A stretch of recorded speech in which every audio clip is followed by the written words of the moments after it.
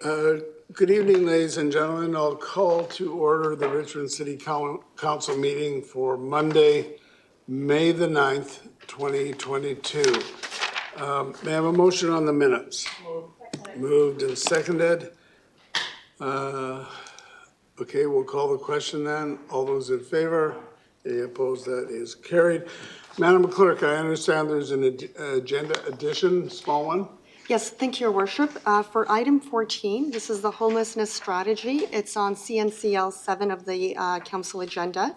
A third recommendation needs to be added.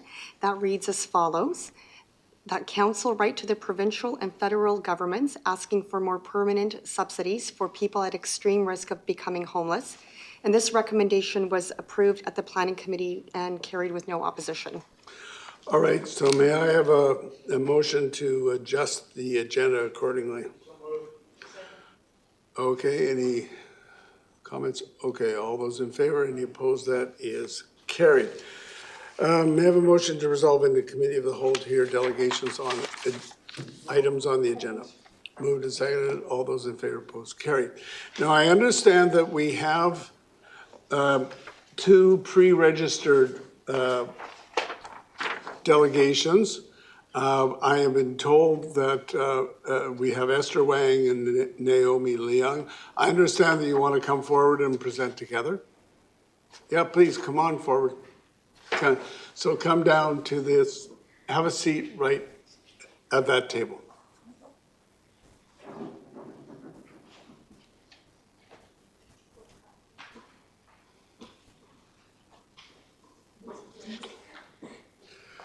Okay, so have a seat, please.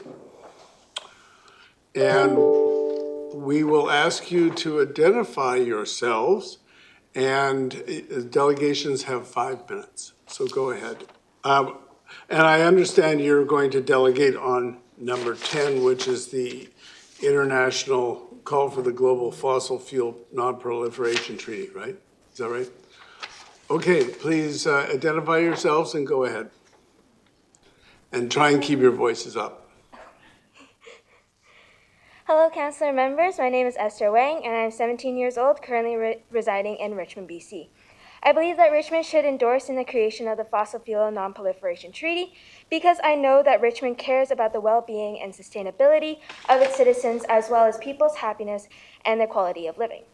Endorsing in the creation of this treaty means that we can be one step closer into reducing our current day problems, such as the effects of exploitation of the use of fossil fuels, as well as further reaching the citywide goal of reducing carbon emissions by 2050. So I encourage you guys to vote yes to endorsing this motion because we cannot do it without your help. Who knows, you might just be the ones who change our futures for the better. Thank you.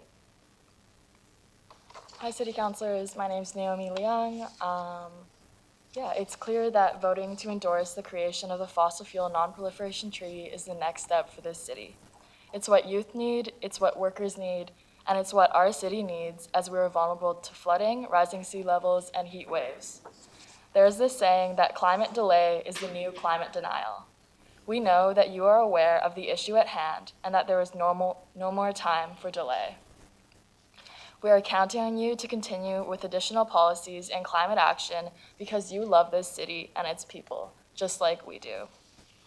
As climate change continues to accelerate and devastate communities, bold climate action must be taken in order to face the gravity of this crisis. We've said everything that we can the past month and last week, and now we are counting on you to be the climate leaders that we need through taking action. Thank you. All right, thank you very much, both of you. Now, what is this? You have a question for which delegate? Okay. Councillor Au has a question. Okay. First of all, thank you for coming for the third time to speak to us. And as you can see that probably, most likely, we're going to endorse the motion is on the consent agenda. Now, I want to ask you, because you're part of this movement, what will be the next step? So the Richmond City, will adopt this motion. And do you require a number of cities to be on board before you move forward, or would this be brought forward to the United Nations? What would be the next step of this movement?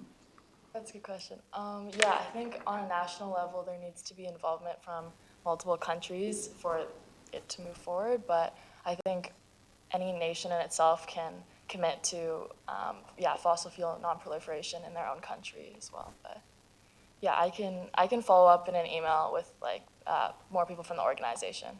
Okay, yeah, I hope that you can give us the feedback, when you know the progress, because I think we would like to be informed. Okay. Thank you so much. All right, thank you very much. Any other delegations? Anybody wanting to speak to an item on the agenda? I'm sorry? I want to speak on the housing, on the, Okay, well then come forward, sir. Come forward and identify yourself. Have a seat, identify yourself. And you have 5 minutes.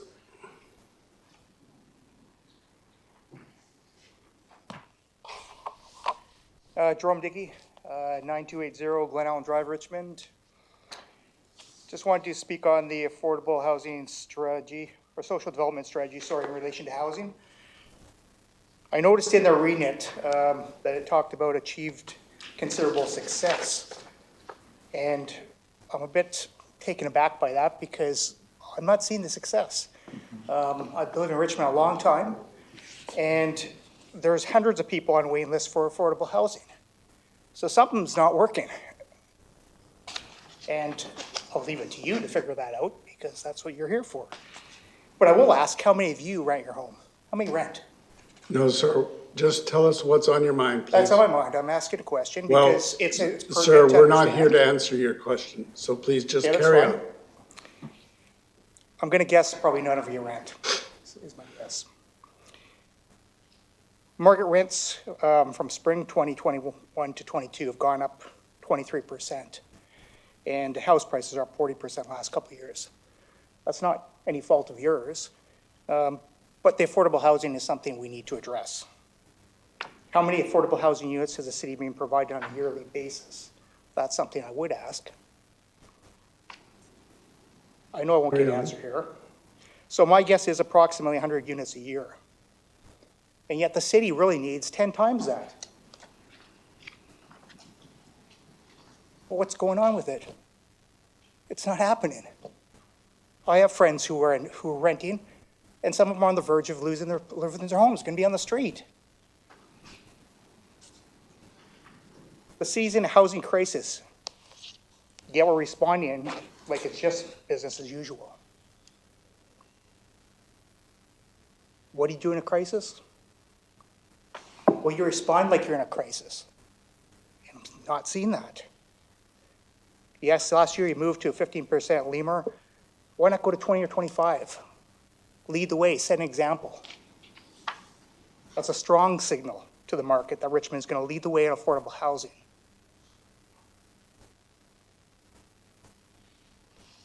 Secondary suites.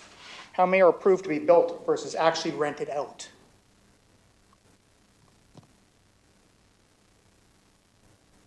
What incentives are provided to open this already existing housing stock? Because it's there, it's built. Why aren't we accessing that, utilizing that more? Simply increasing the number of condos going up and hoping some of these owners will rent them out at market rates is not the answer. Even if people can pay these hard market rents, which we know many can't, there's usually tenure insecurity for them and their families, and that potentially creates an ongoing stress of relocation. This impacts relationships for children and their stability, and we know that's not good for the development. The city needs more purpose-built rentals. City land needs to be brought into the equation here. Why is city land not utilized more for affordable housing? This can be a good investment for taxpayers since our government retains ownership of land and will benefit from this investment in the long run.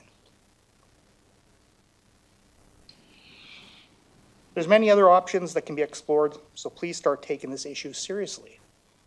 Housing needs to be a priority like never before. council has failed to act aggressively enough, in my opinion, on affordable housing in the past. It's now time to build a better future with a vision for more innovative options. There's lots of options. Let's lead the way.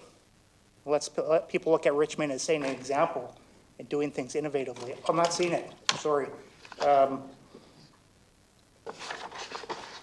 People need housing. I'm gonna leave it at that, so please. Sir, are you aware of the planning committee that met last week where this was part of a motion that was adopted, that staff identify what incentives and actions council can consider in order to encourage developers to build more affordable rental housing of all forms? Are you aware of that? Yes, I am. That's Okay. one piece of it, but that's not the whole answer.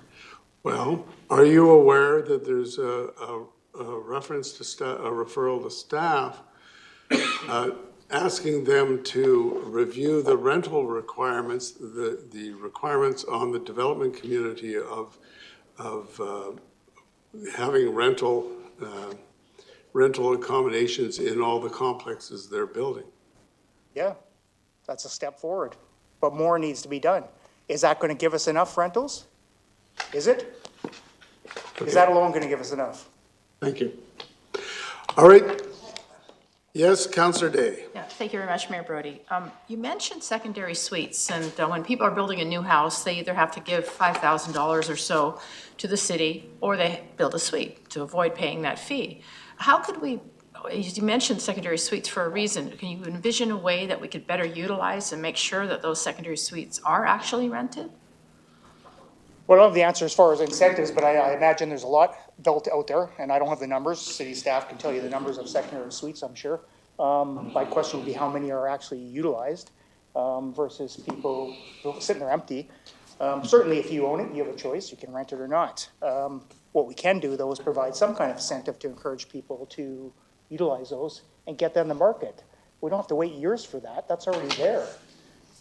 So that's just one example of ways to look at things, and let's get some more capacity out there on the market. All right, thank you very much, sir. May I have a motion to rise and report? All those in favor, opposed, carried. Now we get to the consent agenda, and just before I read out the items on the consent agenda, we have a video which was presented to the appropriate committee, the Museum and Heritage, and I would like to have that shown.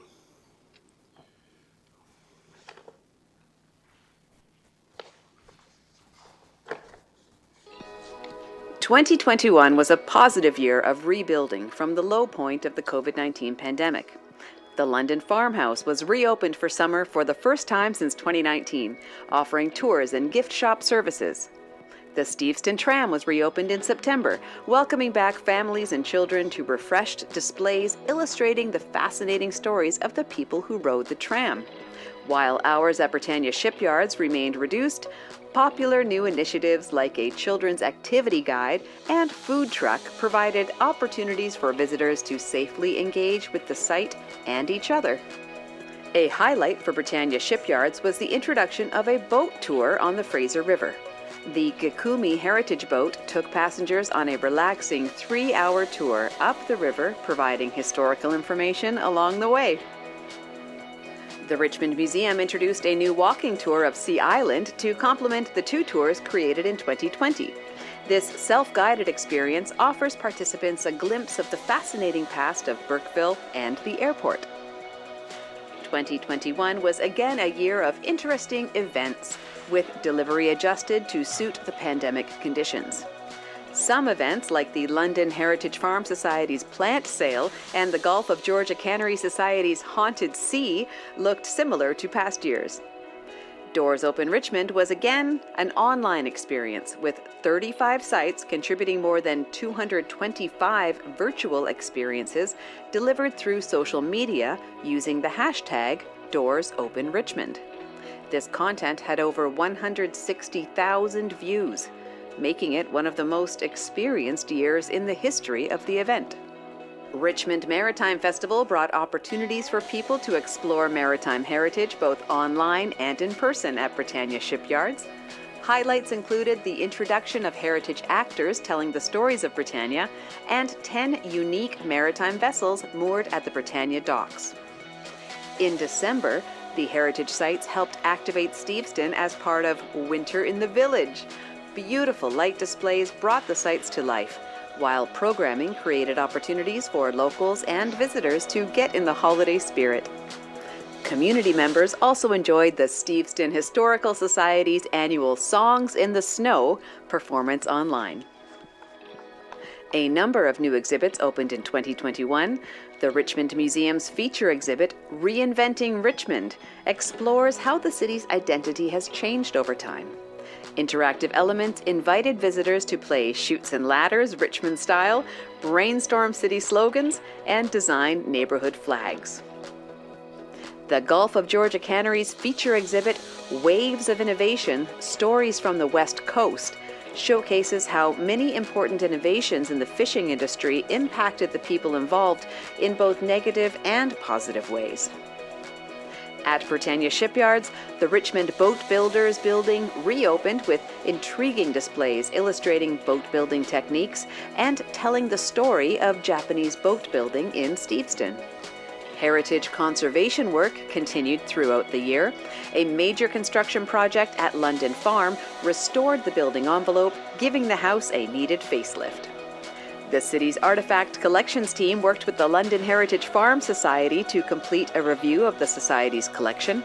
This work will help inform future displays at the site and ensure that important artifacts are well cared for. The year also continued much of the planning begun in 2020. The London Farm Master Plan and Steveston Museum Visitor Experience Plan, developed in collaboration with society partners, were completed and approved by Council. Finally, 2021 was marked by the tragic announcement of a number of unmarked graves of school children at former residential school sites across the country. To honor the children found at the Kamloops Residential School, the Richmond community created a memorial in the Cultural Centre Plaza. Staff supported this effort by working with community members and Musqueam elders to ensure the items left in memory of the lost children were properly cared for, including saving some for future display.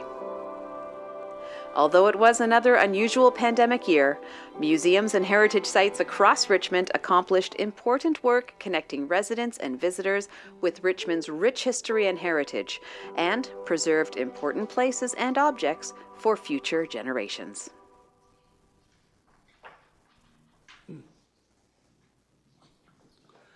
Very interesting, and I understand, sorry? Yeah, well done is right. I understand that was all produced by our media, the good folks at our media lab too. Good for them. So now we have our consent agenda, and I'll go over the highlights. Now, Councillor Day has indicated she would like to remove from the consent agenda the Agricultural Land Commission non-farm use application in relation to the Garden City lands. So we'll deal with that after the consent agenda. So the agenda items include the receipt of committee minutes, the Year of the Salish Sea Initiative, Museum and Heritage Services Year in Review. That was what the video was pertaining to. Call for a global fossil fuel non-proliferation treaty, the 2021 consolidated financial statements, municipal security issuing resolution, the social development strategy, the progress report for 2021, and the homelessness strategy. That's a 2021 update, and a housekeeping request for abandonment of unadopted bylaws. May I have a motion to adopt those by general consent? Moved and seconded. Okay, there must be people wanting to speak to that. We'll start with Councillor Liu. Thank you, Worship. I will be supporting everything on tonight's consent agenda.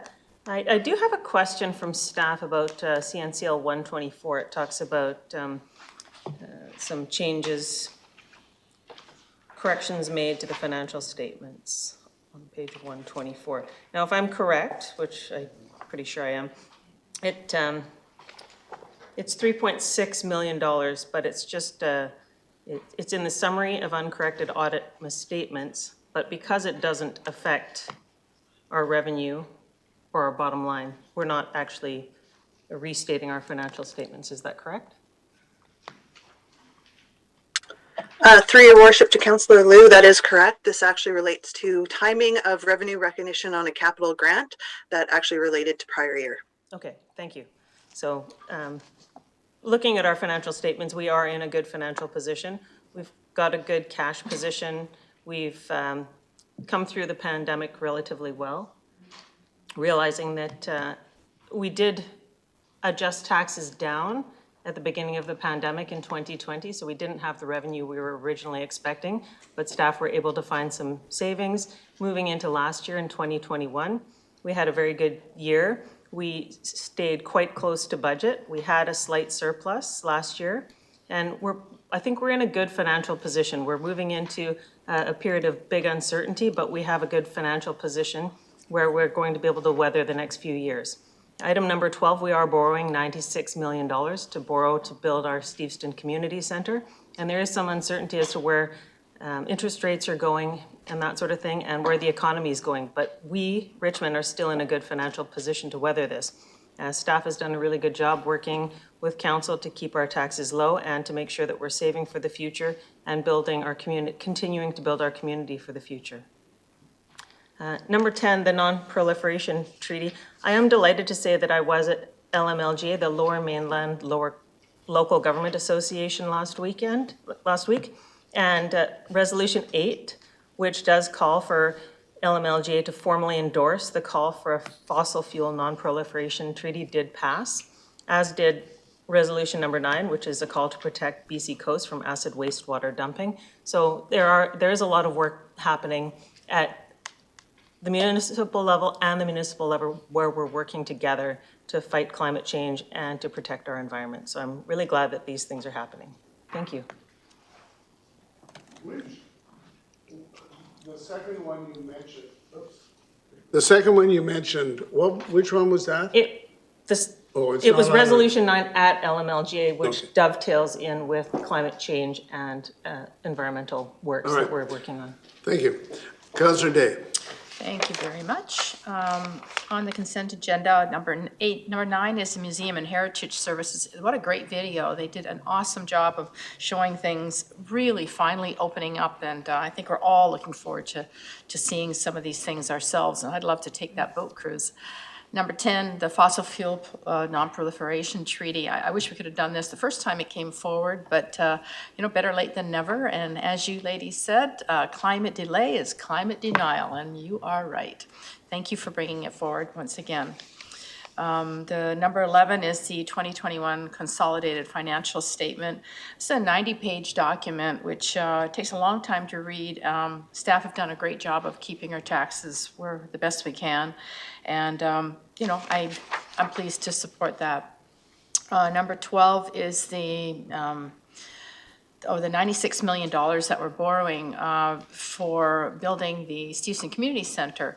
I'm still disappointed that we're not going to get the airspace into senior housing, but I will support borrowing this $96 million because it dovetails very nicely with the loan that we took out for the Minaroo Center for Active Living, which was $50 million, and that will be finished in April of 2024. So it's a good time to borrow the next pot of money for the Steveston Community Center and Library.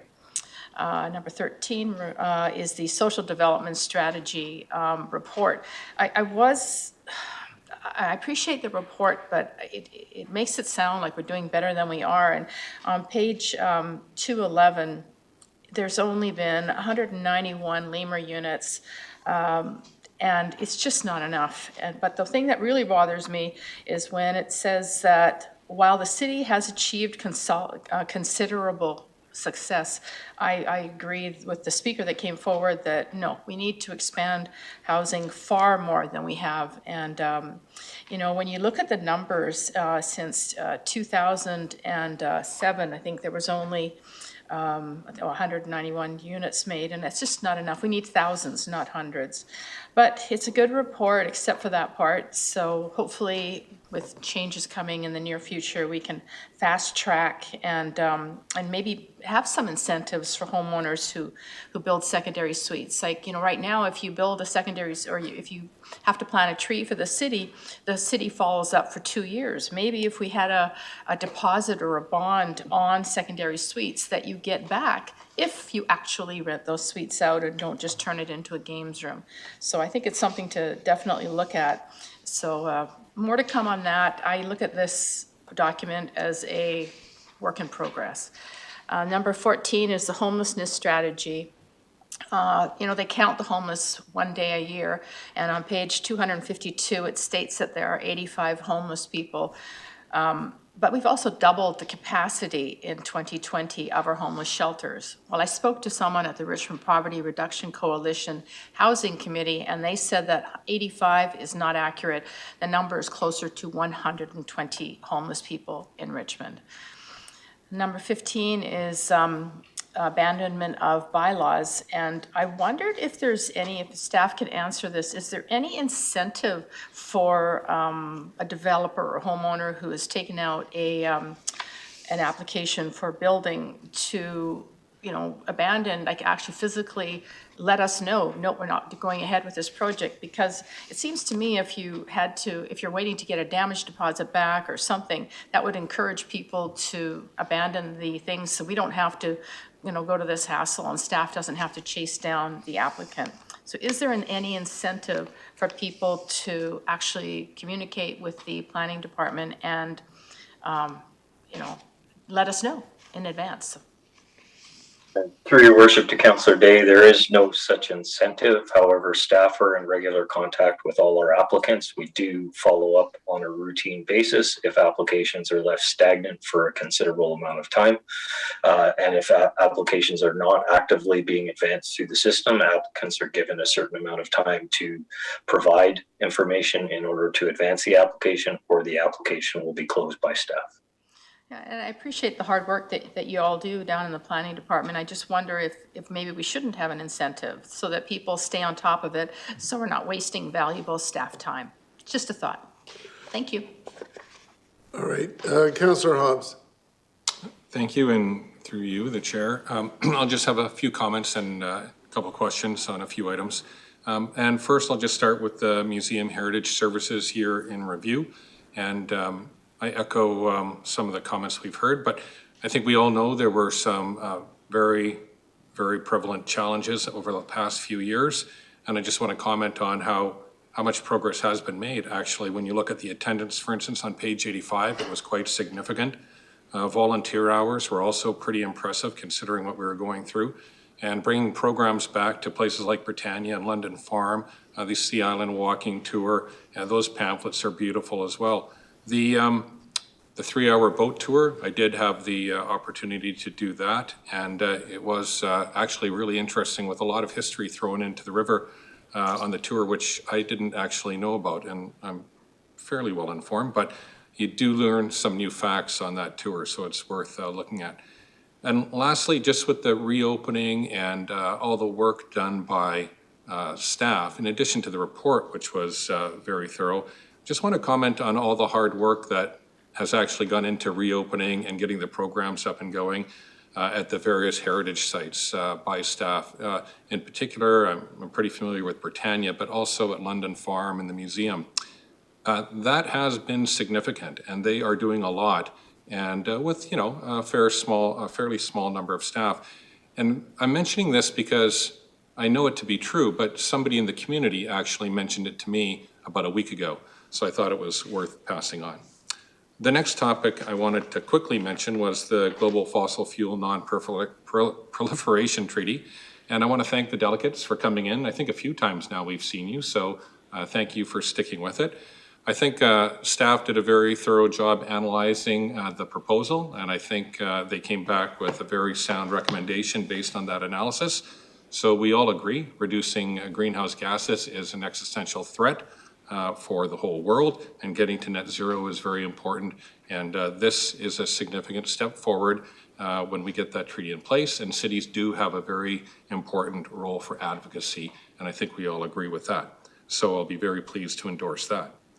Lastly, regarding the financial statements, I echo the comments made by Councillor Liu about the healthy financial situation the city finds itself in due to some prudent decision-making. But I also appreciate the comment on the $3.6 million capital deferment comment. And so the only question I have left is just on page, I think it's 156 and a couple other places, we mentioned payment in lieu of taxes. And I have an idea what that is, but I think the public might be interested to hear a couple examples of what that means, because I don't think it means bringing a basket of eggs to City Hall in lieu of your taxes. So if staff could just comment on what that is and perhaps give a couple examples of payment in lieu of taxes, and that's it for me. Thank you. Through your worship to Councillor Hobbs, payment in lieu of taxes is, well, in Canada, the provincial and federal government and crown agencies are not required to pay property taxes on their properties. Instead, they may pay a payment in lieu of taxes. This amount is calculated similar to property taxes in that it's based on their assessment value multiplied by the tax rates. In Richmond, the largest organization that pays us payment in lieu of taxes would be YVR, the airport. Another example would be the Fraser Ports, the Vancouver Fraser Port Authority.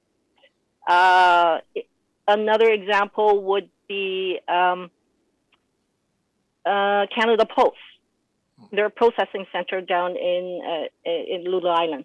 So for the provincial government, we would have ICBC and WCB. They also pay us PILT. In the course of 2021, I think the total PILT that we received, including the 1% utility revenue grant, in total we collected over 15 million in PILT.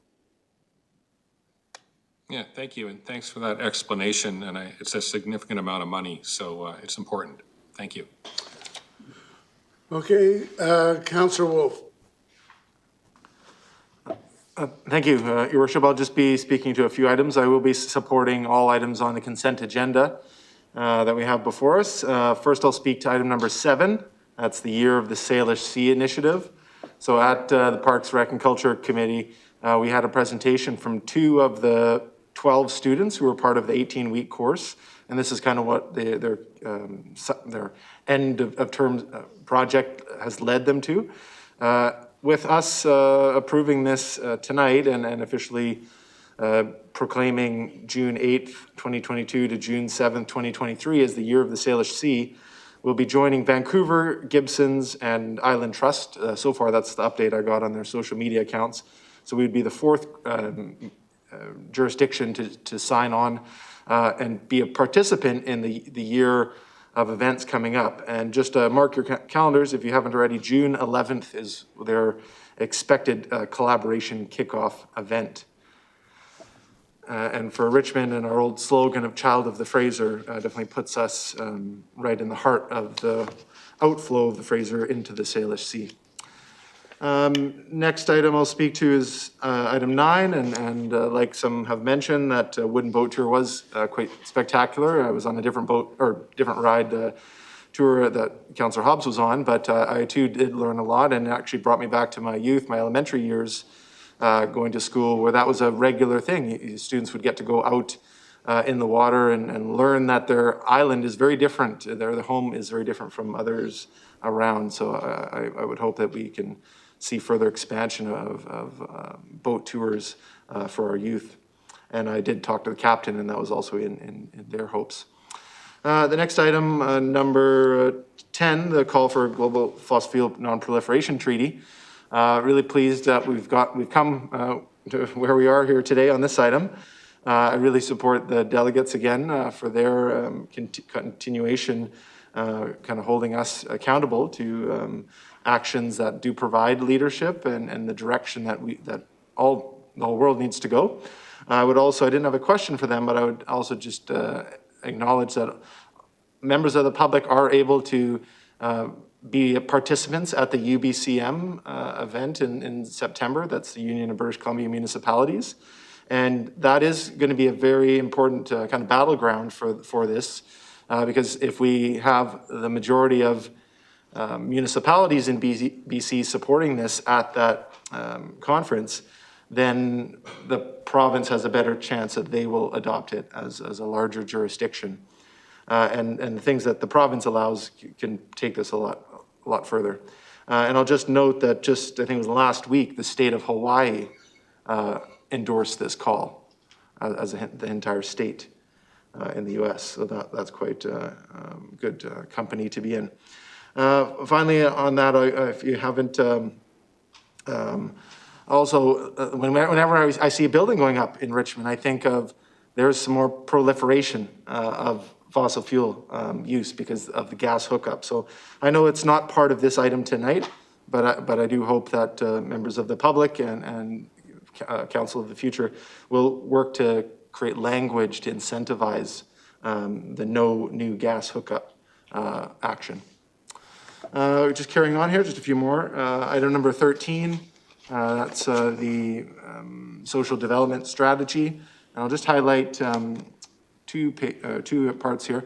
So in the actual strategy, one of the first goal was enhancing social equity and inclusion and the direction of expanding house choices. And in there, it does acknowledge that there were many accomplishments in 2021, and that was the kind of role of this report. And one of those was the completion of the 2021 Housing Needs Report, which I think is monumental and is going to inform our actions and strategies going forward. And I think it's quite different than when this strategy began in 2013. The landscape has changed, the needs have changed, and the crisis has grown. And if you go to the actual report, the staff report in this section on page 205, just before the conclusion, it does mention that at the end of this year, the city will work to develop a brand new 10-year social development strategy.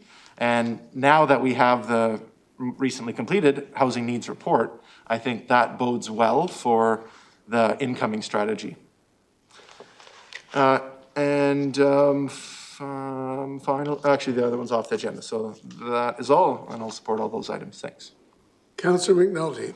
Thank you, Your Worship. There are a number of items I'd like to speak to, if I may, on it, and I support everything on it. And I thank the Heritage people that showed us the video. It showed us what we accomplished, and it was good to see that in review. And we know that heritage is an investment, but it also costs money. You can't just have heritage if you don't know where you come from. You're sure in heck not where you're going. And I think people need to look at our heritage and the pioneers of 1861 and the pioneers of 1876 coming to this island and starting us off on the right foot to make Richmond the desired place of which to live today. And we're seeing that because of everybody is coming here and our population going up to 206,000. So anyhow, kudos to staff for that report, and kudos to the audiovisual group at the Cultural Center. Thank you very much for what you've done. I'm happy to support the fossil fuels non-proliferation treaty. It's interesting, the comments being made, but it was good to get the background information and to stimulate a further study. I always believe it's important, and I thank the two young ladies that came forward and spoke to it. You did a good job and on it. But I guess I have three comments on it, Your Worship. It's great to sit there. Now we've got a plan. We can wave it up and down and do what we want. But I'd like staff to give us a plan of the action that we're already taking in this category in a summary. I hate to ask you for something else, but I think the public need to know that. We're in this together. It's not their report, my report, his report. It's all of our report. And if we're going to reduce greenhouse gases and we're going to meet standards and stuff like that and advocate for them, we've got to do our bit. Now, we can do better, and I know we're doing quite a bit, and I don't want to live on our laurels, but I want us to move forward. The question earlier was, what is your next steps? No, what is our next steps together on it? Any suggestions are greatly appreciated. Your Worship, I'd like to suggest on item C that we, and I thought we had it in there, as we send a letter also to the appropriate ministers that would be responsible and have this as a portfolio provincially and federally. You're talking about the number 10? Yes, number 10C. Okay. Letters be sent. It would be 2 more letters. Oh, yeah, it was to the ministers of the environment. That's correct. I didn't see it there, so Yeah, I'd it ask. should be in there. Yeah. We'll take it as Friendly by consent. on that. I'm very happy to support the issuing of the resolution, the municipal security. Mentioned that we're going to get a community center, but please don't forget we're going to get a very up-to-date, modern branch library. Steveston is a hub, and it's a very outstanding library down there. I hope it'll be on the same par as Ironwood when we went and dealt with Ironwood. And I'll be looking forward to the construction plan and the shovels in the ground. And I know this was the best way to fund it. It doesn't take away from all our resources, and it allows us to utilize some relatively low borrowing rates. And I think paying it off in 20 years is a good idea. And at committee, Your Worship, Planning Committee, the social development strategy is a lot into it, and you read it. And I know we put expanded housing choices in there, and we looked at the housing needs and what have you, and everybody jumps up and down on housing and wants to be an expert. But I put a resolution forward that didn't really go over well to look for incentives. We're not doing enough. We know that. Housing is a provincial and federal responsibility, but the feds and the province are not putting any money forward. They haven't for 40 years. Councillor Steves and I will remember the last co-op housing that went, I believe it was the Gary Point Co-op, correct me if I'm wrong, Harold, when you speak, but that was the last one, or it might have been the one in East Richmond. But the feds and the province tell us and say we're going to do this, this, and this, but where's the money? We've got some positive comments from the Minister Eby, but when the money comes, I will appreciate a little bit more of what he says. But when I brought forward the 5% for LMAR, it didn't go over very well. UDI and everybody opposed it. It's now 15%. And we can go up from there. But we need to be realistic, and we need to provide incentives. It's great to say we need to do more, but I haven't heard the suggestions, okay? The developers are the ones that are building these homes and coming forward. We need to decide what we're going to do. As I said, Your Worship, are we going to use density? Are we going to go up? Are we going to reduce parking? Are we reduce DCCs? What are we going to do to get people to build that? Because we can't do it alone. And but I think we're moving in the right direction with what we're doing. And I'm hoping when all these developments come forward that council members will support them. There are a number of housing rentals coming forward. It'll be interesting to see whether they go through on the first go on it, because they've been sitting for 2.5, 3 years, getting ready to come forward. And as we delay, the cost goes on at the other end, and we know that. And the other thing, Your Worship, is the homeless strategy. Unfortunately, we have a floating homeless strategy in Richmond. The figures that were given were 85 counting in a 24-hour period. That's not the way to count them, and I've suggested to the Homeless Committee, and you and Harold may have mentioned at Metro Vancouver as well, that homeless strategy needs to document the people, not necessarily with all their details, but to make sure we get an accurate count. I believe in Vancouver, it's what, 3,700 or 4,000, and even that is not as accurate as we could have it. But I hope that we can continue to get help for those folks and get housing for them, and opportunities to get them off the street if they can. And I thank those groups that are dealing with them and on a day-to-day basis. Many of our faith groups are helping. The Poverty Reduction Committee that, and I would thank them for what they're doing. So, Your Worship, I will stop there and support all the items that are on the agenda. Thank you. Councillor Howe. Your Worship, I would like to make a few comments and ask some questions. First of all, I want to touch on item 10, the call for a global fossil fuel non-proliferation treaty. I'm glad that we are here today to adopt this motion. In the beginning, Council was a little bit hesitant, but with the research and the report from the staff, we are now moving forward. I think we have experienced both the heat dome and the atmosphere river last year, and then it just helps us to understand better and more about the impact of the climate change. And I hope that I asked for this next step because I hope that we are not just passing a motion and then put it side off and then forget about it.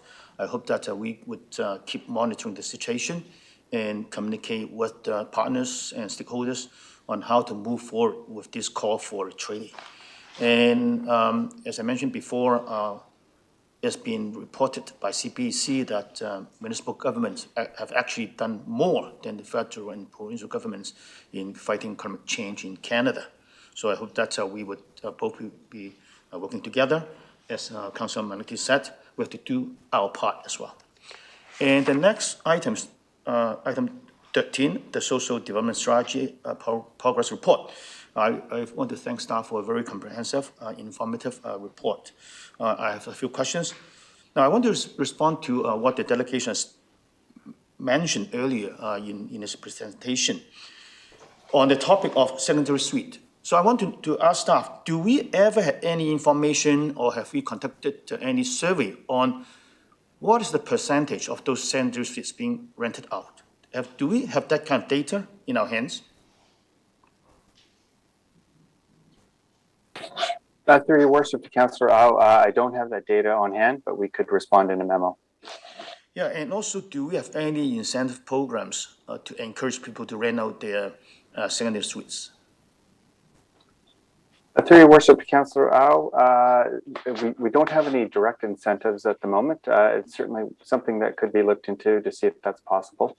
We could also respond to that further. Very good. Yeah, I would like to have the memo or report from staff, and I may bring forward a motion in the future in the appropriate committee that we collect this data and also we explore how we can encourage people to rent out their secondary suites. Now, I also, as I said, it's a very comprehensive report. I just want to focus on a few items, which is regarding to cultural harmony and sensitivity training, things like that. So I refer to the action plan in attachment 2. I want to ask questions, actions item 16.2. It's about staff training. So what page? Let me see. CNCL 239. So action item 16.2. Now, this is staff mentioned there's something in progress. So I would like to know how much progress have we made? What kind of things have we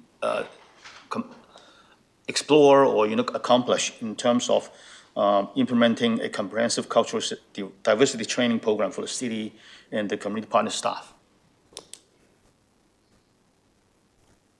Through your worship, the Councillor Al, staff from Community Social Development, Human Resource, and the DEI, the Internal Diversity, Equity, and Inclusion Working Group, are working together to develop a diversity and inclusion training program for staff. And we had rolled out a mandatory Indigenous Awareness Training course to staff last September to mark National Day for Truth and Reconciliation.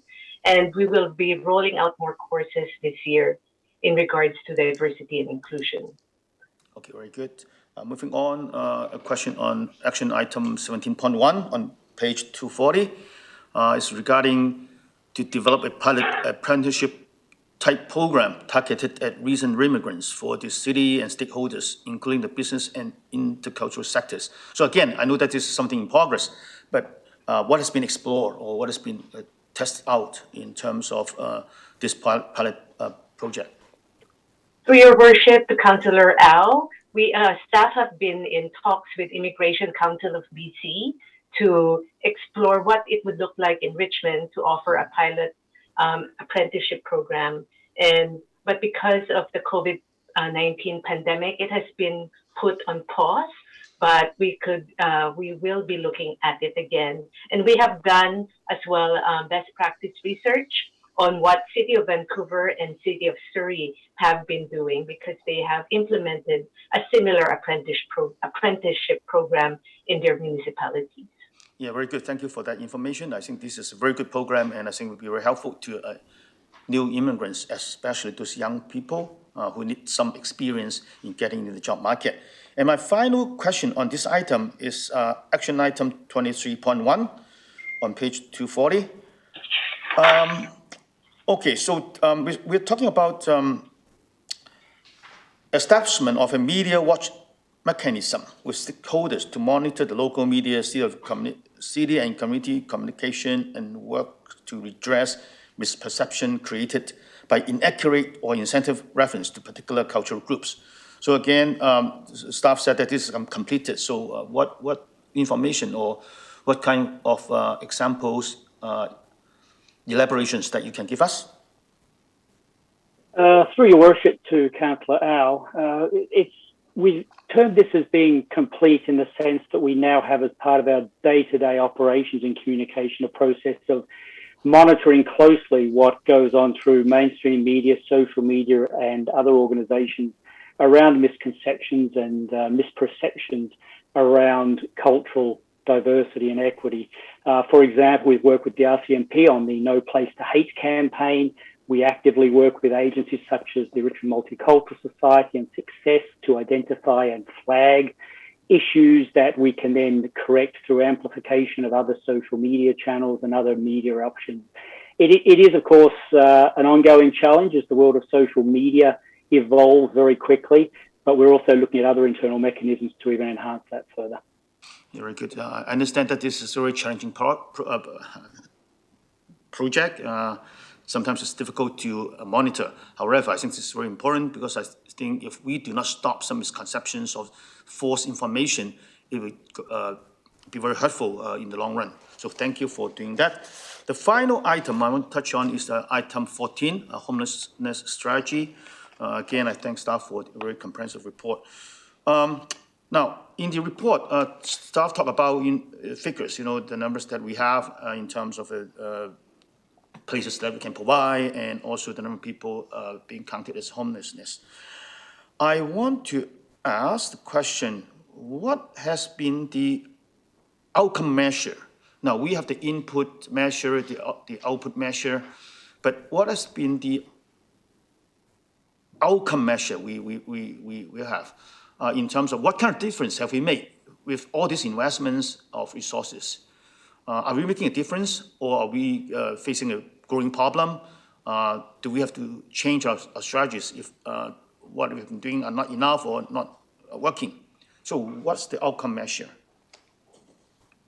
Through your worship, to Councillor Au, the city and the province have made a significant investment in homelessness in recent years with the expansion of the emergency shelter, Alderbridge supportive housing, opening up the emergency response center in response to the pandemic, the new Bridgeport supportive housing that will be opening this summer, as well as our expanded drop-in center and shower program.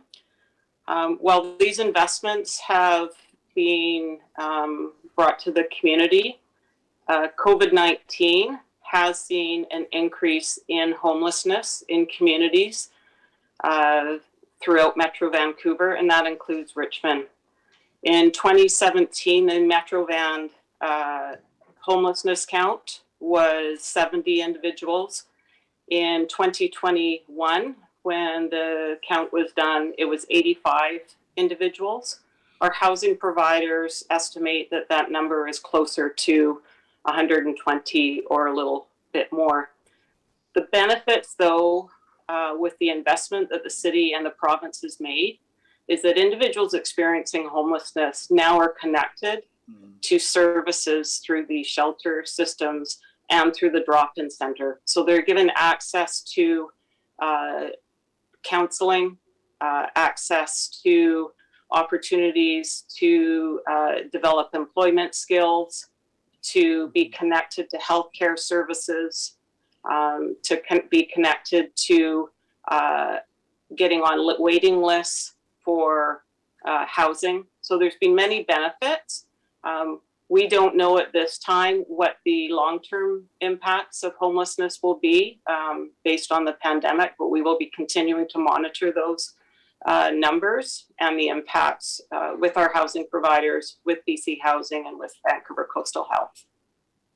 Okay, thank you. Yeah, I think it's important that we build that kind of connections with those people who are homeless. But I also think that an indication of success will be the number of people who move forward from temporary shelter onto permanent shelter. From the report, I think we have done a lot in terms of providing temporary shelter for people. But I think it's not a real success if we cannot move these people off the streets to the temporary shelter and then to the permanent accommodation. So I think that could be one measure that we use in the future. But anyway, thank you very much for the good work. All right, Councillor Steves. Thank you, Your Worship. First, I'd like to comment on the Museum and Heritage report, the video and the report we had, just excellent. City has had an excellent year for heritage, and in spite of COVID, or maybe because of COVID, our staff have been extra busy bringing programs forward. They've kept me busy. I haven't been able to keep up with them. So I just want to congratulate staff for a year of really good work. My main comments today are going to be about the Salish Sea proposal to have a celebration of the Salish Sea, not just the year of the Salish Sea, because in Richmond we've got a lot to celebrate. We've done more to save the Salish Sea than all the other communities put together. And I put down a list of what we've done over the last 50 or 60 years, well, longer. Back in 1957, believe it or not, Richmond Council opposed the building of the Iona Island sewage treatment plant at Iona Island by Vancouver because it would pollute the Salish Sea. That's hard to believe. That's how far back that goes. And when I got elected to council in 1968, the council of the day was still quite upset that this had happened. And when the coliform count went over 12,500 coliforms per cc, and it was supposed to be only 250, Richmond at that time made an objections to try to shut the plant down or have it go secondary treatment. The Pollution Control Board, which ran things in the day, simply raised the pollution control levels from 250 per cc to 12,500, and the pollution continued. And then, of course, their next recommendation was to dump the water instead of off of Iona Island, where they killed everything off on Sturgeon Banks, but for Vancouver to dump the water directly into the Salish Sea. So that was the major thing that Richmond did right at the very beginning, back in 1957. Back in 1969, Richmond stopped IOCO from building an industrial site on Gary Point, and had the regional plan change on Sturgeon Banks from reserve to conservation. Later, when there was an application to rezone the industrial land at Gary Point, or to actually for housing, Richmond changed that, and that was a major change in council actually, to declare Gary Point a park instead of either industry or housing. Richmond actually had the first secondary sewage treatment plant when the Lulu Island plant was built. It was built as secondary because Richmond was protesting Iona and any others for being primary. Richmond initiated FREMP, believe it or not. Right in Richmond, there's a major conference back in the 70s or 80s, and that's where the idea of FREMP came from. Richmond opposed jet fuel on the Fraser River, and more recently, Richmond has been opposing LNG from across the river in Delta.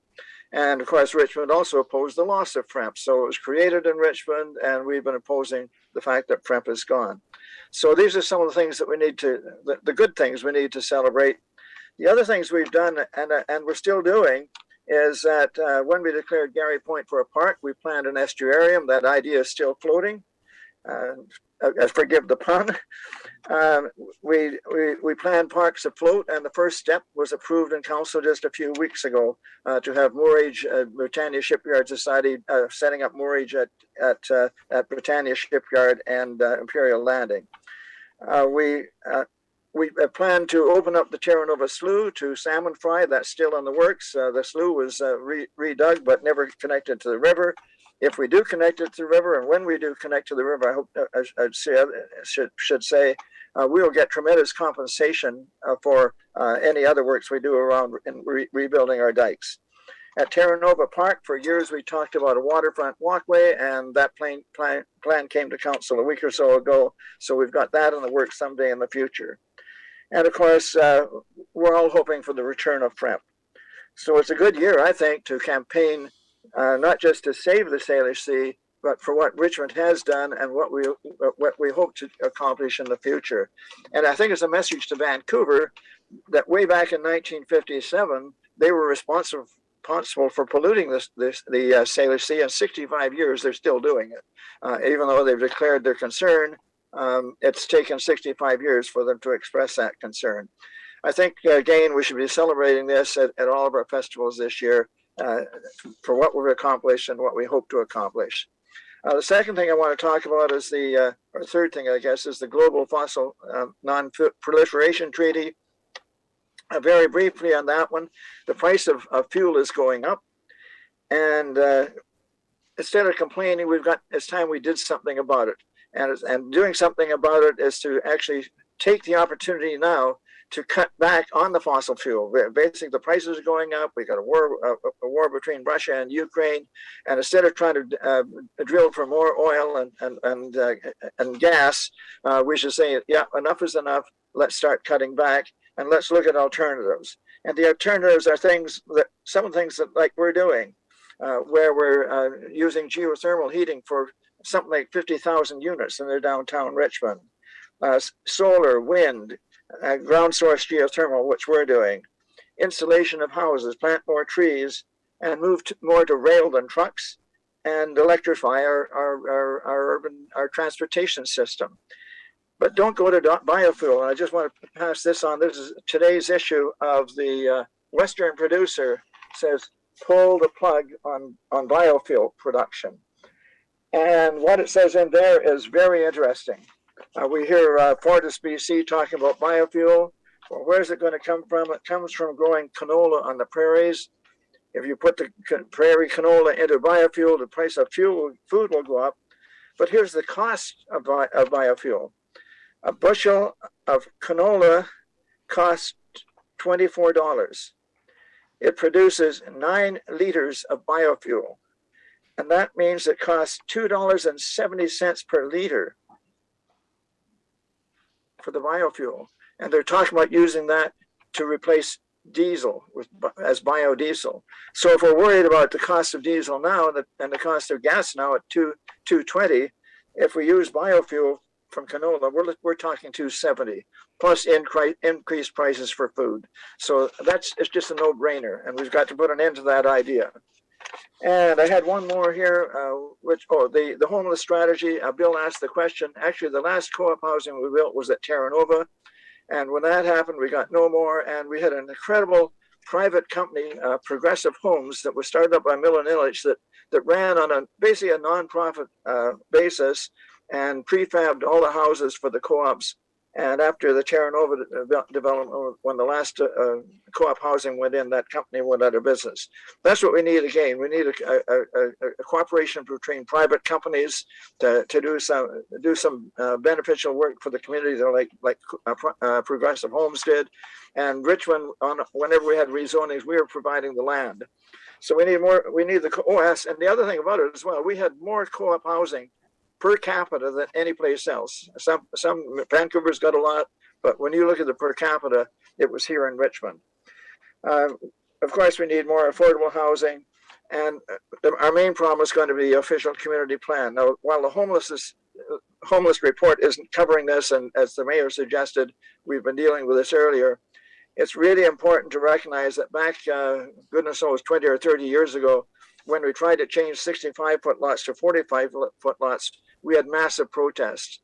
hopefully that won't happen again, but that's what really has caused the problem. And we've got to get the OCP changed as soon as possible so we can break down the size of those lots and provide more secondary suites. That's my comments. Thank you. Councillor McPhail.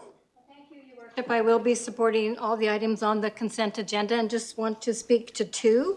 Number 13, the Social Development Strategy 2013 to 2022, the progress report for 2021. The report for 2021 highlights progress and achievements throughout the past year to address the goals of the strategy, which are to enhance social equity and inclusion, to engage Richmond's diverse citizens, and to build on social assets and community capacity. The strategy is far-reaching and broad in scope and is guided by 9 strategic directions and 53 actions, which are all outlined in the great report. And it is quite an accomplishment, I believe, that all 53 actions are either in progress or completed, especially given how for the last 2 years, the COVID-19 pandemic has profoundly affected the daily lives of Richmond residents, specifically children, youth, families, seniors, and isolated and vulnerable residents. Affordable housing is one component of this strategy. And when I look at the strategy as a whole, I do believe there are many outcomes that are measurable and that we have achieved a lot of success. Some of the other areas, community engagement and volunteerism, seniors and aging, the city grant program, and child care infrastructure, just to name a few. And I want to thank staff and all the community partners who work with us. And while the city has taken on a leadership role, we can't do this alone. So I'm glad to see that this document will be sent to key stakeholders and local MLAs and MPs. I do have a question through you, Your Worship, to staff. As this is a 10-year plan and this is the last year of the plan, can staff share what the next steps are in preparation for the next 10-year strategy? What will be the process?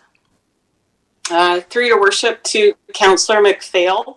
So for the 2022 budget, there was some funds put aside for the update of the new strategy. So staff are in the process right now of pulling together information so that we can put out a call to the market to hire a consultant to work with staff, which is what we usually do with our strategies. There will need to be a best practice review of other municipalities that have similar strategies, as well as creating a stakeholder committee that will include numerous partners in the community. And then as well, we will need to develop an engagement process. So more information will be coming to you later this year as we move forward on the process. So like in the fall or something like that? Yes, we're gathering some information right now. Given the time of the year, we don't want to start the strategy or meetings come the summer because it's difficult with the stakeholder committee to ensure that we have full participation for the meetings. All right, thanks very much. And the last item I want to speak to is the homeless strategy 2019 to 2029, the 2021 update. So this report gives an overview of the homeless strategy's achievements in year 2 of the strategy.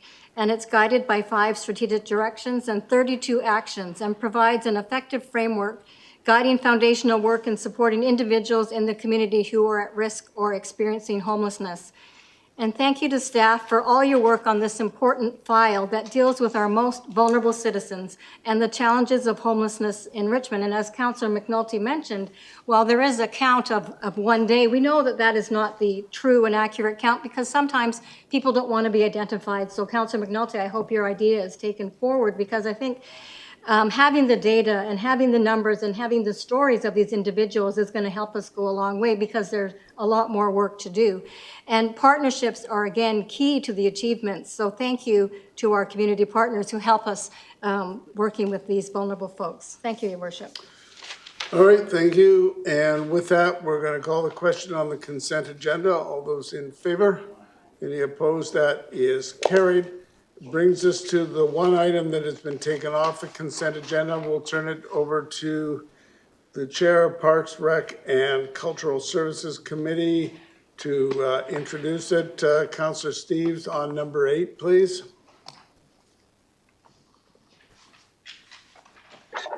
Okay, number 8, agricultural land report, land commission non-farm use application by the city of Richmond for the Garden City Lands Community Farm and Conservation Bog Area at 5560 Garden City Road. The Parks and Recreation and Cultural Services Committee recommends that the Agricultural Land Commission non-farm use application by the city of Richmond for the Garden City Lands Community Farm and Conservation Bog Area at 5560 Garden City Road be endorsed and forwarded to the Agricultural Land Commission for approval. And that was so moved. So that's moved and seconded. Did you want to make comment, Councillor Steves? I'll await any other comments first. I'll speak up. I'll speak at the end. All right, Councillor Day. Thank you, Mayor Brody. You know, when I lobbied the Council of the Day so many years ago to save the Garden City lands, I didn't want to see this sort of thing happen. This application, putting it forward to the ALC, is a grocery list of projects that may or may not happen, and they're not in the plan. If councillors would be kind enough to look at CNCL 71, there's the original plan. That was what we were going for. And number 1 was there was going to be a multifunctional building and parking. Well, this plan asks for a barn and a separate agricultural and ecological center with a commercial kitchen, offices, and meeting rooms and classrooms. On top of that, so the barn and this separate building, I think we should go back to the original plan of number 1, multifunctional building and parking. There's no mention in the list on the legend of public art, and that's in this application. The parking on Alderbridge wasn't supposed to be anything significant because you can park in the mall and walk over. You don't need a big parking lot off of Alderbridge. And parking stalls along number 4 road, well, that again, it encroaches on this significant heritage bog. I don't think that should be on there. And then there's talk in the report of washrooms by May Drive. Well, again, let's put the washrooms where the multifunctional building and parking was originally planned to be. They don't need to be far away from this hub because that's very close to where the tower is going to be to see everything anyhow. And so I'm fearful that if we go forward with this the way it sits right now, the ALC is going to turn us down. They're going to take one look at this and say, whoa, this isn't what we originally talked about. So I think it's important to scale this down and reduce the footprint of all of these various ideas that are in this list and in this report. And if you just look at the map, you'll see this wasn't what was originally envisioned. And now I know the ALC has requested one application, and that's to make their life easier. They don't want us to keep coming forward. But if we do this too aggressively or too broadly, I fear they're going to just throw it right back in our face. And so, you know, I mean, even the plan calls for EV charging stations and a bridge over the dike. I mean, where did that come from? That wasn't part of this original plan. There was supposed to be a tall structure where you could see all the lands. There was supposed to be a multi-function building. So I would like to refer this back to simplify the application and reduce the footprint, because I think if we do that, the ALC will wholeheartedly support our plan. But the way it is right now, it's a grocery list of projects, and I think we're shooting ourselves in the foot if we move forward the way it sits right now. Thank you. I'll come back to you on that referral, but I want to ask staff about what the discussions have been to this date with the ALC. Are they aware of what we've got in mind, and what has their attitude been? Good evening. Discussions to date with the ALC have been consistent with previously approved council plans, and we have communicated consistently over the years the plans enclosed in the report before council. So they know about the report and the proposal that is now in front of council? Yes. And they're favorable to it, at least in informal discussions. In both formal and informal discussions, staff have received positive support for the concept that we have proposed before you this evening in the attached report. Thank you. Councillor Liu. Thank you, Your Worship. Question to staff. It occurs to me we had actually heard from somebody coming to a council and talking about the need for a community kitchen or one of these kitchens where they could prepare large batches of things when they're cooking and to process some of the food that they're able to grow in some of these situations. Was that where that kitchen came from, or did it come from somewhere else? Through the mayor to Councillor Liu, that is correct. The concept for the food hub and community farm center is to support the activities on the lands, including urban agriculture and processing foods to enhance the value of those foods, as well as as an outreach to the community for food preservation and how to cook organically grown food in a nutritious way and to preserve it. And it's part of the programming that's envisioned for the lands. Okay, thank you. And this has been endorsed by the Food Security and Agricultural Advisory Committee, yeah? They didn't have any questions or reservations on this? Through the mayor to Councillor Liu, that is correct. The Food Security and Agricultural Advisory Committee did support this report. Okay, thank you. Well, I'm going to say that I'm going to support this because I think this is a perfect example of how we can grow locally, process locally, and feed locally. So I think this is really important for what we're trying to do here in Richmond, putting all those pieces together. Thank you. Councillor McPhail. Thank you, Your Worship, and through you to staff. Well, I seem to recall that council has had a lot of input into the planning, and especially in the last couple of years where we have added some things, the washrooms, the ecological center. So can you explain how some of the changes that have happened from the original plan? Through the mayor to Councillor McPhail, the plan that is encapsulated in the non-farm use application before you this evening, its original, the nucleus, the seed, if you will, for the plan has always been the legacy landscape plan that was previously approved. And the plan that is captured by this non-farm use application is consistent with concept plans that council has approved over the last few terms. We've also had discussion with council most recently in November 2021 at a staff workshop where we outlined all aspects of the project and then had some discussion on specific items such as the boardwalk and the parking. And in the indications we provided at that time, as well as recently at the Parks Recreation and Cultural Services Committee, is that the concept that we're delivering to the ALC is consistent with those previously approved plans, and specific items that we will hopefully, after approval, we want to build. We will come back to council and get approval from council before we proceed with that construction. Thank you. And up till the report tonight, I mean, we have made many applications to the ALC. When you look in the report, there's 2 in 2016, 2 in 2017, 2018 and 2019, and 2021. And so they've, you have been in, our staff have been in constant contact with the ALC on this application. And while we are making an application looking at a large range of items, they're not going to be all happening right away. And I think that's understood in, at our end and at the ALC end.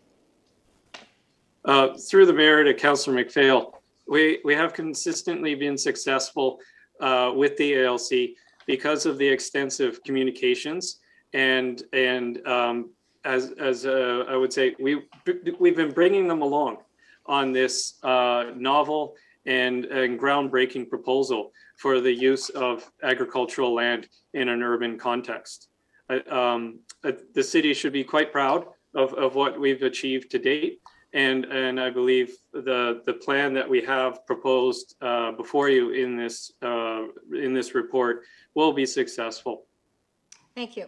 I will be supporting the recommendation on the floor, Your Worship. Councillor Hobbs. Thank you, and through the chair. Well, just for clarity for me, and not to be too repetitive, but I appreciate the comment about the ALC and the constant communication and advising that goes on, because when an application goes in, I don't know that I'm terribly concerned about it being rejected. If it's rejected for valid grounds, then, you know, you go back to the planning board, so to speak. But I would like to ask, and you kind of touched on it though, but maybe you can just comment in more general terms for people who aren't so familiar with it. How many years has this planning been in the process? I'm not sure if you mentioned that specifically. And other than the Food Security and Agricultural Committee, but what are some of the other key stakeholders in the community that have been involved in the process? Like, I think KPU has been involved in it as a stakeholder. And I think maybe there's some other significant stakeholders that have been involved, because the question after you describe the years and the process a little bit is there any significant stakeholder? Obviously, council has made decisions all the way along, but is there any significant community stakeholder that doesn't support this plan publicly? Through the mayor to Councillor Hobbs, I wish I had the same talent as Councillor Steves at you know, going back to the history and being as detailed as he is. The land was purchased by the city in 2010. Was subject to many applications for removal from the ALR, which were all thankfully denied. And subsequent to the purchase of the land in 2012, the city embarked on a very extensive public consultation process. In fact, I believe it was the start of Let's Talk Richmond. And that's where we got that going. And we had the involvement of a wide range and hundreds of people throughout the community to provide input on this land and on this whole concept. And then that was all captured and approved by council in 2014. And it was captured in the document called the Legacy Landscape Plan. And then subsequent to that, the Park Development Plan was developed, was created. And that those two documents, where the Legacy Landscape Plan is really building the picture that has the flesh, has the vision for the site.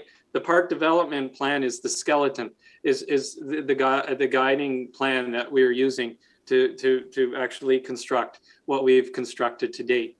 And what we've constructed to date has either been permitted through non-farm use applications, or we've been allowed to do because they're farm-related activities. So this proposal that you are seeing before you is the vision for the entire site, and in order to create that vision and that full picture, it includes both farm-related items, which I've included in the matrix as in green, and which we can do tomorrow, like if we could, whereas everything is interconnected on the site. The non-farm related activities, which are indicated in blue, have to be approved by council, by the Agricultural Land Commission. And one final note about the Agricultural Land Commission, as Councillor McPhail pointed out, there has been 6 or 7 previous applications to the ALC, and we've worked with them over the years. But then we got advice from 2 or 3 years ago, about 3 years ago, from the director of planning at the ALC that indicated, hey, you guys, I think for us and for you, for efficiency, and we can't look at this at one piece at a time. We need to review this plan in its totality. And accordingly, they advised us, and we subsequently made presentations to the South Coast panel of the day to bring them along and get their tacit approval to submit this holistic application. Well, thank you. And just a last comment, if I could. Thank you for that. And I appreciate when you're planning, that comprehensive planning is often key to success as well. So I haven't been around quite as long as Harold, but I do remember riding my horse past those lands a long time ago, so I'm really happy with how they've turned out. I think the plan is exciting, and I do like it, and I'll wait to see what other comments people make, and thank you very much, Your Worship. Just wonder if you thought you were in Stanley Park with that horse. Anyway. Nope, no mistake there. Councillor Rao. Your Worship, I basically support the plan. However, I need two clarifications.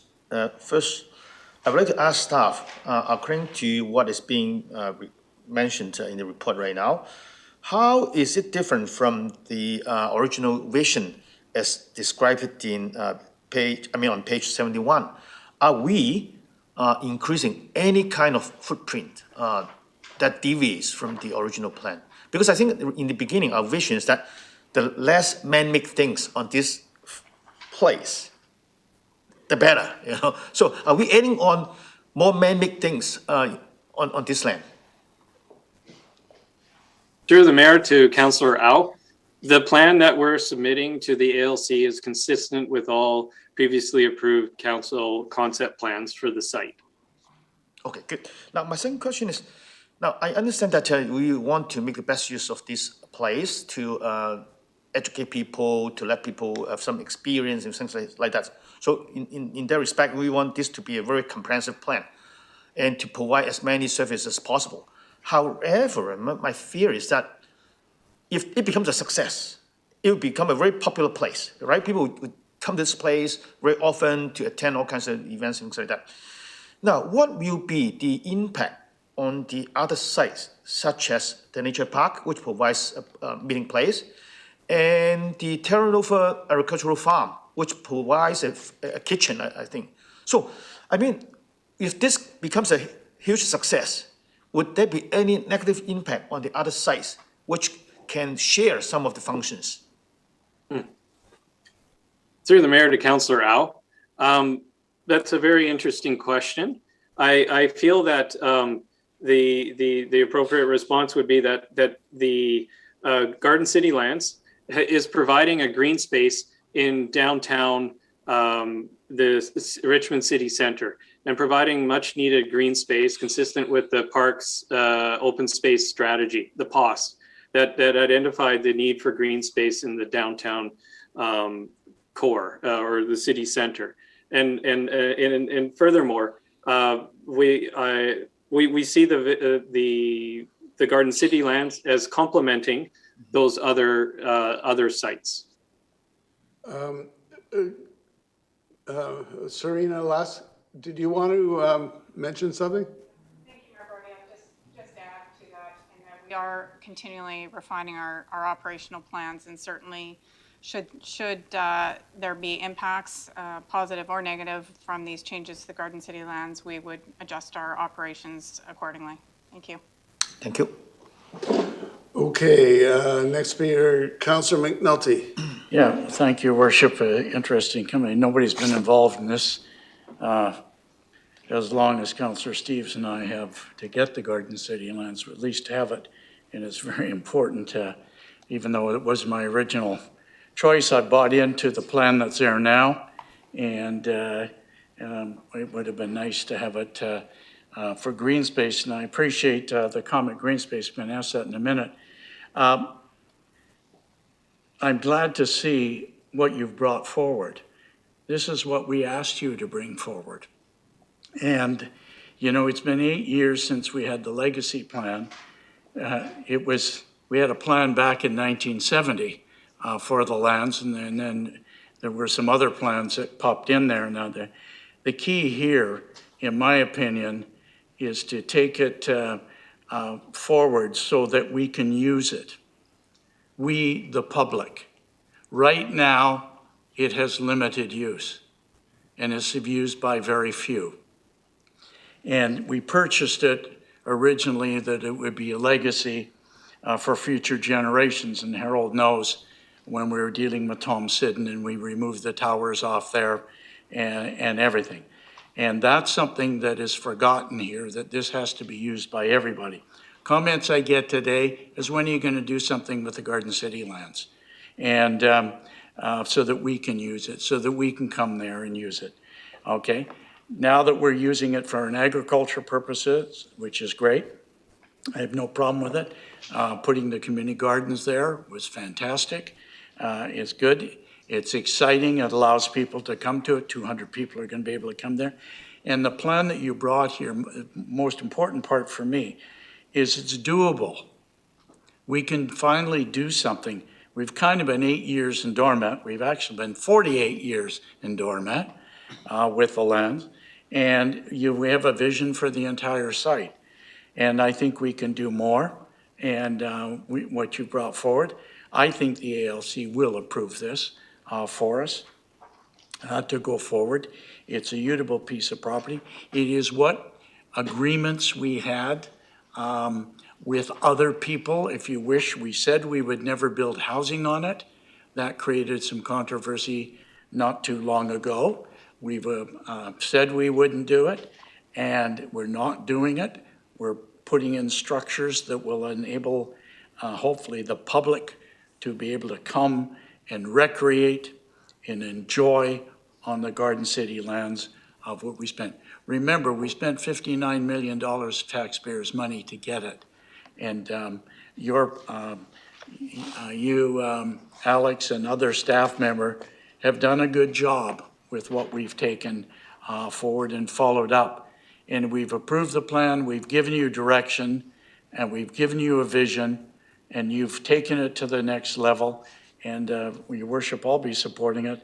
Let's get on with it, and let's go forward, and let's make this as one of, all our parks are exciting, and I'm looking forward to on it. And this is one where we said there is no housing in our parks, because you know what would happen if we did mention housing in this Garden City lands. Thank you. Councillor Steves, and then we'll go to the referral motion. Yeah, thank you, Your Worship. This is one of the major issues we've been dealing with over the years that I want to see done before I retire in 6 months. So I am very, very strongly in favor of sending this report to the Agriculture Land Commission. It's basically everything we've asked for.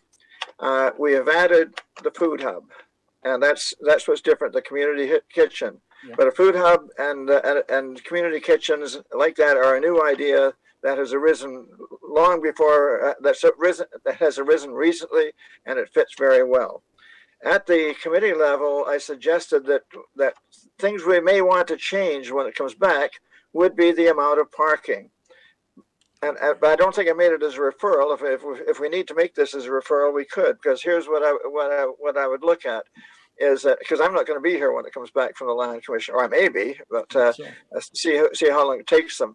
But when we get to develop the parking, the Walmart parking lot was built partly to provide parking for a park on the east side of Walmart that no longer exists, because we took the money from that park to buy the Garden City lands.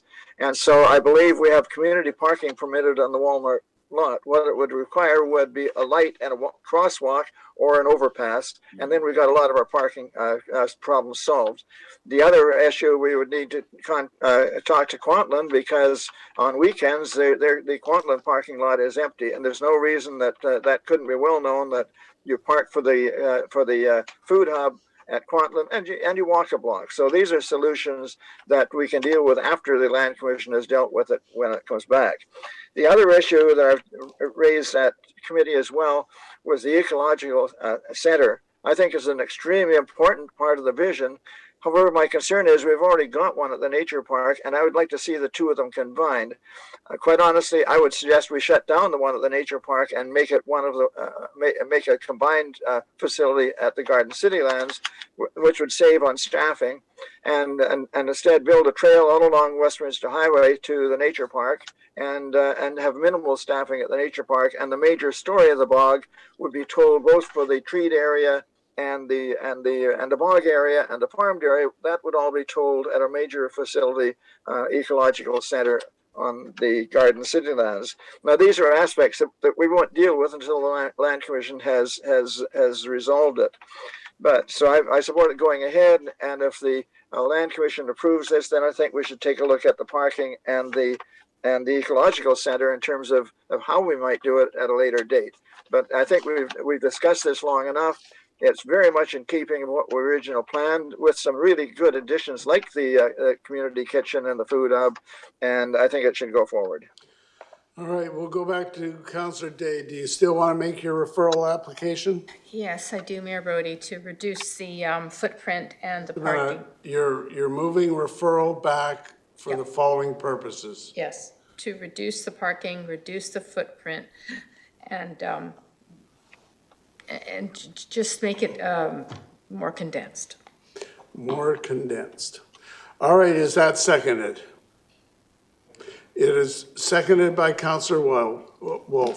All right, who wants to speak on the merits of referral? Councillor Wolf, on the merits of referral only.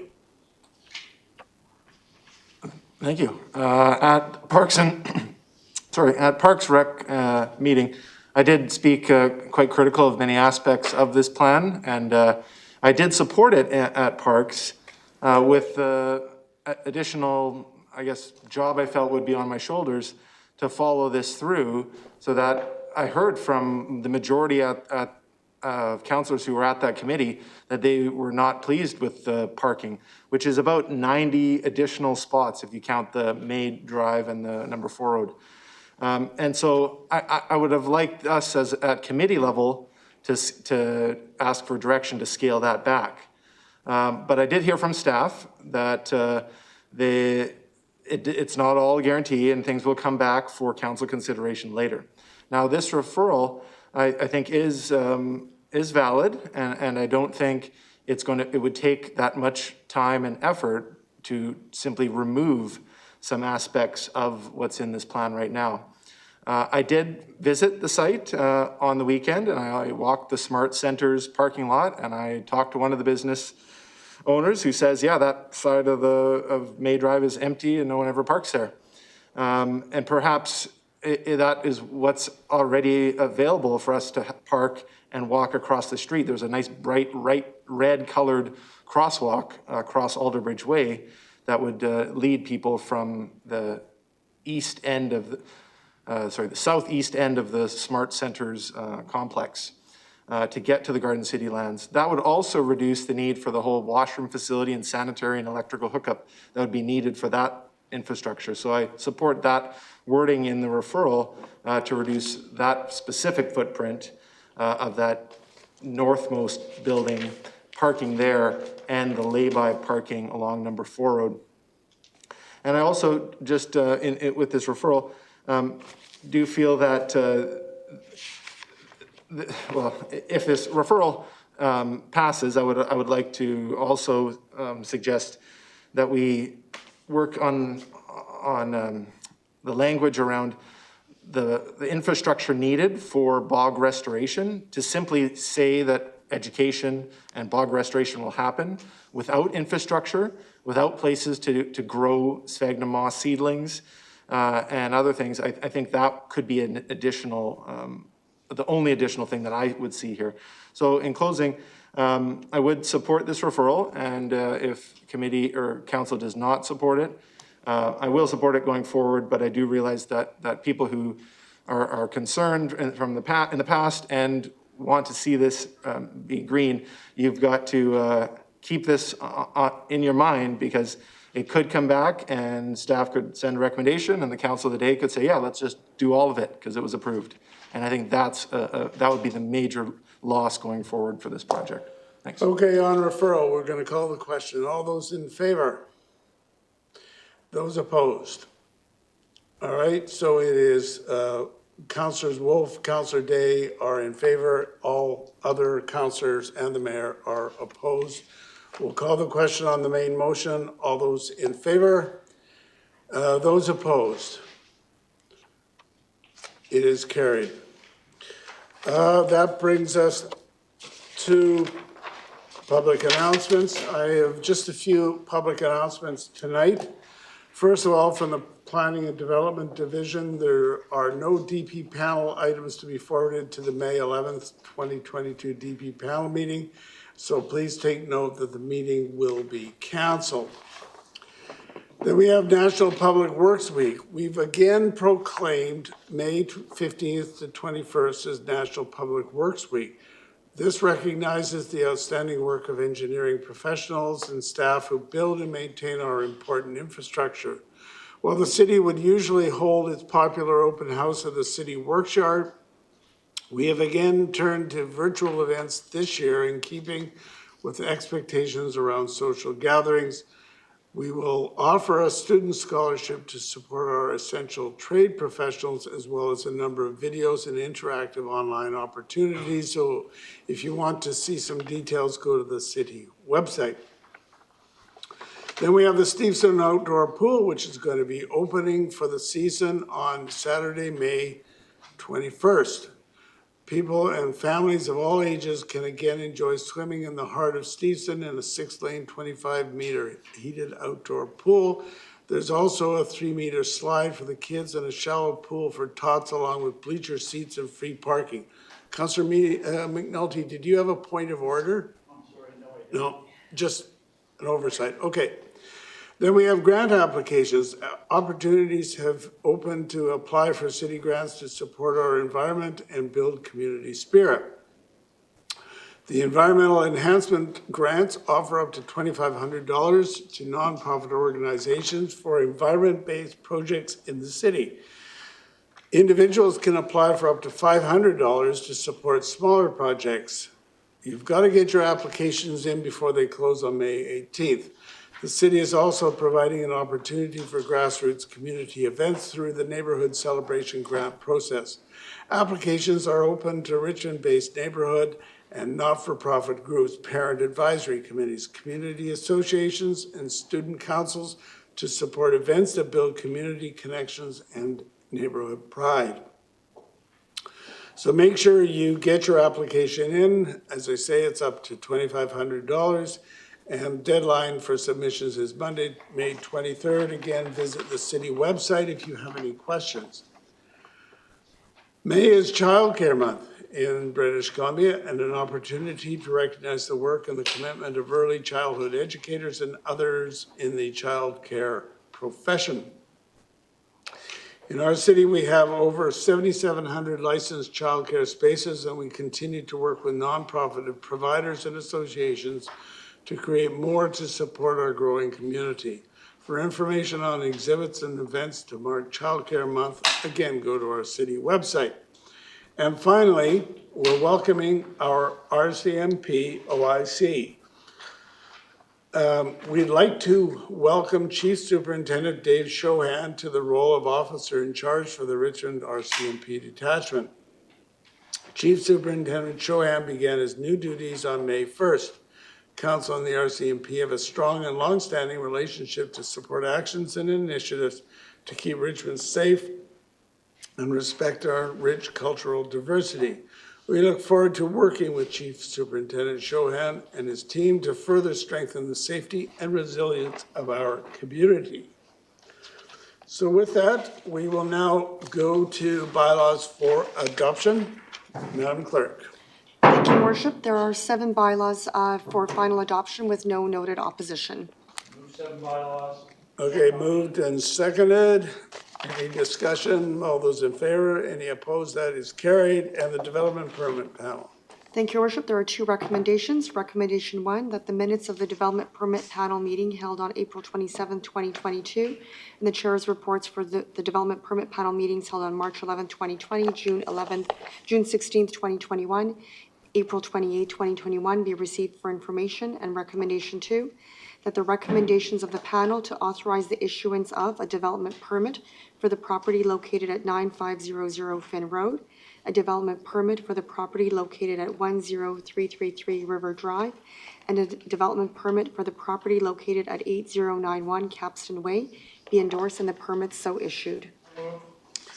Moved and seconded. Any discussion? All those in favor? Any opposed? That is carried. Thank you. We are now adjourned.